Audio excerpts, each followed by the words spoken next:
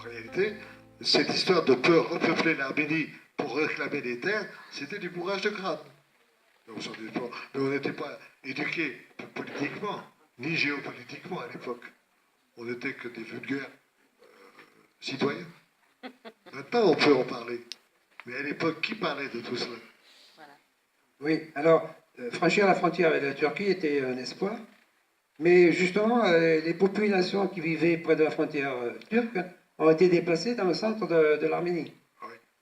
Alors, il y a eu, plusieurs fois, il y a eu des déplacements de population, en particulier toute la région frontalière, tout proche de la frontière, ben, on n'avait pas le droit d'y aller. Même les gens sur place avaient des papiers spéciaux pour pouvoir rester dans leur maison, dans leur patelin. C'était trop près de la frontière. Et en 49, en juin 49, il y a eu Une nuit tristement célèbre, le 13 au 14 une juin. déportation massive d'Arméniens en Sibérie, dans la région de l'Altaï. Ah. Voilà.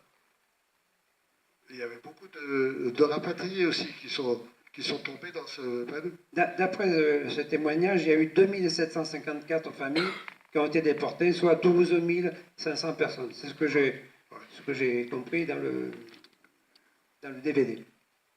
Ça s'est passé une nuit de mois de juin. Et c'était la période où je passais mes examens. Je me réveille le matin, il y avait un brouhaha dans la rue, il y avait une animation, quelque chose d'insolite. Je dis, mais qu'est-ce qui se passe? Qu'est-ce qui se passe? Et mes parents me disent, on est venu embarquer telle personne, telle famille, tout ça. Voilà. Sans aucune raison. Voilà.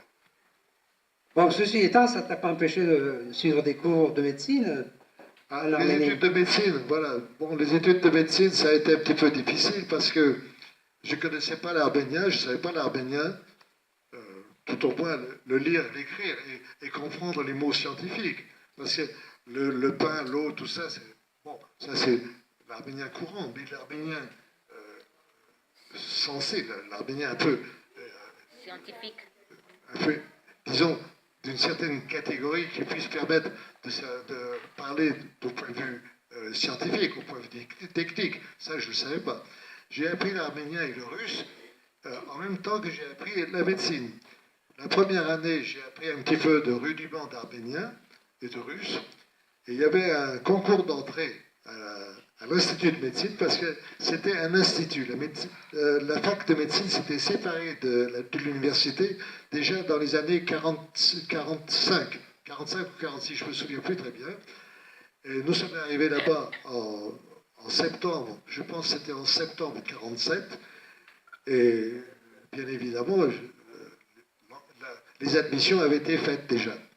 Donc, pendant toute cette année, jusqu'en 48, j'ai assisté aux cours de médecine en tant qu'auditeur libre. Ça m'a permis d'apprendre des termes scientifiques en arménien et en russe, en même temps que je me familiarisais avec la vie là-bas. Bon, pendant le concours, il y avait 150 places, 150 admissibles. Et il y avait à peu près 800 postulants. Il y avait une dictée en arménien. Je crois que j'ai fait une cinquantaine ou soixantaine de fautes. J'étais éliminé d'office. Mais le patron du jury a dit, mais il n'a qu'à passer les examens, le concours de physique et de chimie. S'il est réussi, il apprendra l'arménien et le russe pendant ses études de médecine. Et j'ai eu la chance comme ça, parce que ce que j'avais le bac en France, j'avais eu mon bac. J'ai réussi le concours et je suis rentré comme ça à l'Institut de médecine. Quel âge avais-tu? Ton âge? Bon, je n'avais que 20 ans. Je n'avais pas fait encore, mais j'étais pas encore 20 ans révolu. Je n'avais pas 20 ans révolu. Mais j'ai passé le concours, j'avais 21 ans. C'était en 48. Bravo. En 48. Et Et... Si c'est pas indiscret, Comment? excuse-moi, si c'est pas indiscret, J'ai pas compris. si c'est pas indiscret, tu t'es marié aussi en Ah, Arménie. mais non, pas cette année-là quand même. Non, non. J'ai attendu d'être médecin et d'avoir un petit peu, quelques moyens financiers pour pouvoir me payer quand même la noce. À quel âge? Je me suis marié en 57. En 57. Donc après la déstalinisation, Ah, la déstalinisation. Oui, mais alors, il faut que je raconte quelque chose qui s'est passé. Vous voyez derrière moi le monument sur lequel trône la statue de Staline. oui, Voilà, la grande. On va le mettre. Donc c'est une histoire qui est vraiment. C'était en décembre 49 pour le 70e anniversaire de la naissance de Staline.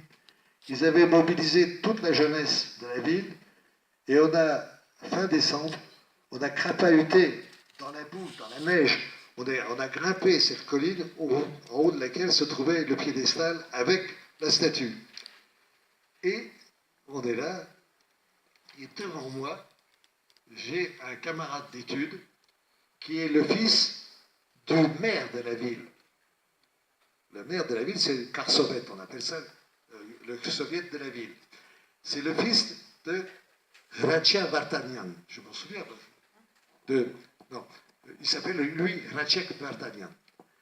Et il dit, voilà, comment s'est fait la statue, comment s'est fait le piédestal, et il nous raconte que le piédestal de cette statue est en tuf, qui est une pierre poreuse, une pierre volcanique poreuse, rose. qui s'imbibe de l'eau et qui peut éclater à cause du gel. Et il dit, pour que la pierre n'éclate pas, on l'a imbibé de 70 tonnes d'huile de tournesol pour que l'eau ne pénètre pas dedans. Ah, Et il dit, comme ça durera des siècles et des siècles. On n'avait pas une cuillerée à café d'huile de tournesol à manger, il y en avait 70 tonnes dans le piédestal. Bon, et du. Et il dit, comme ça, ce piédestal va perdurer des siècles et des siècles. Et à ce moment-là, il y a une idée qui m'est passée par la tête. Et je me suis dit, mais dans toute l'histoire de l'humanité, ce ne sont pas les intempéries qui ont détruit les monuments, ce sont les hommes qui ont détruit les monuments. Et je me suis retourné pour voir si quelqu'un n'avait pas lu dans ma tête cette pensée sacrilège qui m'aurait envoyé en Sibérie. Hein? Voilà. Alors maintenant, vous pouvez comprendre dans quelle ambiance de terreur on pouvait se trouver. Quand on peut penser une chose et avoir la crainte qu'on peut nous avoir compris. On lit à travers le crâne, on peut avoir lu notre pensée. Voilà. Voilà, c'était cette ambiance-là. Donc le 5 mars... Il fallait. Et alors, ma mère avait eu cette parole sensée. Emprisonne ta langue pour qu'elle ne t'emprisonne pas. Superbe. Très bien de ce que disait maman. Elle dit, mais Yvonne, vous ne savez pas ce que c'est quand il y a une voiture qui s'arrête devant chez vous. C'est bien pour vous. Et c'est un peu comme nous pendant la guerre. Ouais. Mais là c'est toute une ville, tu vis comme ça avec la trouille. Alors, 5 mars 1953, le père des peuples disparaît, meurt. Ah, tout le monde pleurait. Enfin, dans les rues. Alors tout le monde pleurait. Dans les rues. Le professeur pleurait à l'école. Mais ce qu'ils faisaient chez eux, c'est le secret. D'accord. Qu'est-ce que je peux dire? Et en 1956, tu étais toujours en Arménie. En 56, voilà. J'ai terminé mes études en 54. Et comme on était une dizaine d'étudiants avec des notes excellentes, on avait la possibilité d'aller dans des laboratoires de recherche ou de rester travailler dans des hôpitaux en ville. Et ils ont sorti une disposition du comité central du parti que tous les étudiants qui terminaient cette année-là leurs études devaient partir en province travailler travailler dans des hôpitaux de province. C'était une manière de nous exclure des futurs cadres dans la recherche ou dans l'enseignement. C'était un moyen. Bon. On m'a envoyé à Lenina Khan. Lenina Khan. Lenina Khan. Gumri. Oui. s'il y a des représentants de Gumri ici. Suren. Hein? Gumratsi. Voilà, Suren. Ichres. Voilà. Ah ouais. Ichres, ça veut dire comment vas-tu, mais en patois de l'Ininakam. Donc j'arrive là-bas, le laboratoire n'existe pas. Il faut que je suis comme spécialité, j'ai fait l'anatomie pathologique. Et pourquoi j'ai fait l'anatomie pathologique? Parce que c'était la seule profession médicale où je n'avais pas affaire avec des malades. Parce que les Oui. malades, ça parle. Oui, mais pourquoi? Parce que tous les médecins qui avaient affaire avec des malades avaient affaire aussi des feuilles d'arrêt de maladie. Donc ils se faisaient payer pour avoir... donc c'était un moyen pour eux d'arrondir leur fin de mois et de survivre. Je ne pouvais pas faire cela parce que T'avais peur. ça me révulsait. Mais comment survivre? Alors j'ai choisi cette anatomie pathologique parce que là, qu'est-ce qu'on fait? En tant qu'anatomopathologiste, on voit au microscope, on fait des coupes histologiques, des prélèvements opératoires, mais aussi on fait des autopsies. Des autopsies pour les gens qui sont décédés à l'hôpital pour savoir quelle était la maladie, les complications, tout ça. Je n'attendais pas d'argent d'eux. Ils étaient déjà au paradis soviétique, ils n'avaient rien à me demander.